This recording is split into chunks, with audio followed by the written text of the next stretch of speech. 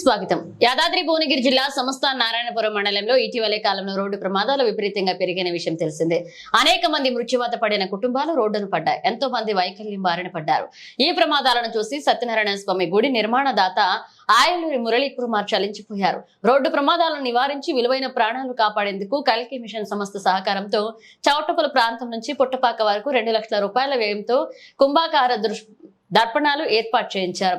మూల మలుపుల వద్ద ఎదురయ్యే వాహనం బాగా దగ్గరకు వచ్చాక కానీ గుర్తించలేని పరిస్థితుల్లో అనేక ప్రమాదాలు జరిగేవి. చౌటుప్పల్ మండలం దామెర నుంచి గుడిమల్కాపురం, చిమిరియాల, మహమ్మదాబాద్, నారాయణపురం నుంచి పుట్టపాక వరకు ప్రమాదకరంగా ఉన్న మలుపుల వద్ద ఈ అద్దాలను ఏర్పాటు చేశారు.